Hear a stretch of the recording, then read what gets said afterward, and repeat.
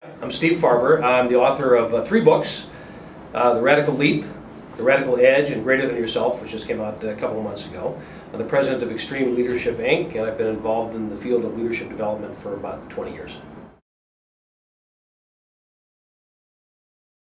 A GTY leader, a greater than yourself leader, is somebody who doesn't focus on their own greatness, but instead reaches out to make other people greater than they are. To actually reach out with the intent of lifting somebody else up above themselves. And I've seen this over the last 20 years of doing this kind of work, both in the HR field and just in the broader field of management and leadership development in general. The greatest leaders that I've seen over the years are the ones that do that very thing, as counterintuitive as that sounds to the rest of us. So the greatest leaders, this is the paradox, the greatest leaders of all are the ones who make others greater than themselves.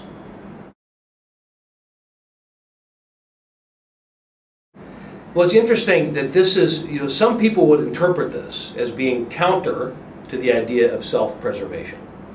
Where actually, if you think this through, if you think it through rationally, if you think it through critically, this is the ultimate in self-preservation.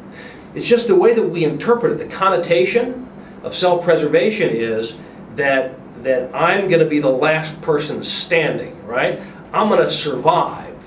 Whether you live or die, I'm going to survive. I mean, metaphorically speaking, I'm not in business. Hopefully it's not literally whether you live or die.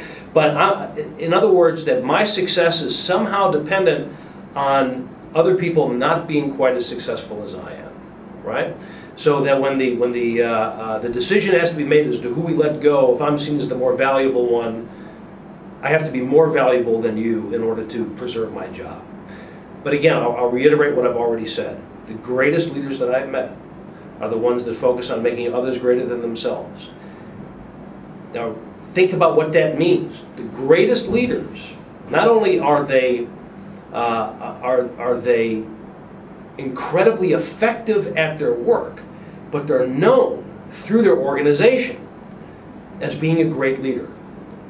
What greater self-preservation is there than that?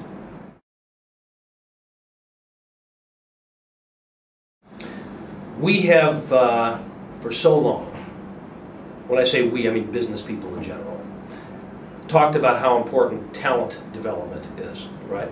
How important teamwork is. So, first of all, we need to develop this, to have a company of incredibly talented people, right? And this is the teamwork part, who work together. Incredibly talented people who are helping each other to accomplish a goal that's going to be beneficial for all of us, for the company.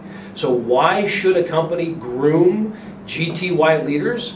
For all the reasons that we've said 1,000 times over the years. Because we need great people who are going to work together to accomplish what we need to accomplish as a company.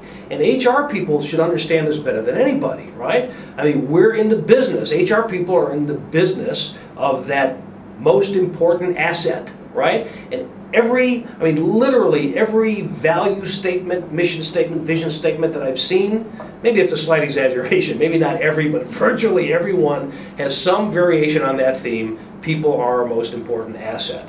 Greater than yourself, that GTY approach, is taking those words seriously, is taking the ultimate challenge out of those words and saying, what are the implications then for how I lead and how I work? So if people are our most important asset, then why shouldn't I invest myself to make those assets, so to speak, those other people around me, more and more and more valuable over time?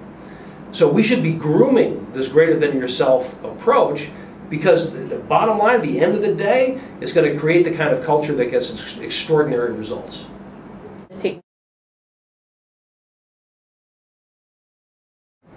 There is a very significant first step to take in all of this. This is a very, this is an approach, a philosophy, a practice, whatever you want to call it, that has a lot of implications to it. And it's very challenging on a lot of different levels. I think most people get this instinctually. When I talk about greater than yourself to business people, I see a lot of heads nodding, right? But most of the time the heads nod because it's very hard to disagree with the concept, with the ideal of greater than yourself. But nothing happens, nothing real, nothing significant happens just by agreeing with a concept. Things happen when you take significant action. So the first step in this is really very simple on the surface. And that is, don't challenge yourself to be a GTY leader for everybody in all circumstances and in all contexts. Instead, start with one person. Just pick one person around you at work.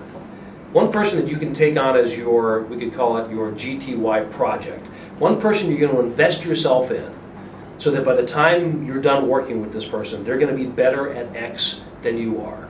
You're going to raise this person up above yourself. And begin to experiment with this idea. Give this person everything you have. Give them the benefit of all of your knowledge, all of your resources, all of your contacts, and see what happens when they start to make use of that and grow right before your eyes. And see what that does for your own frame of mind and your own engagement and your own spirit and your own energy at work.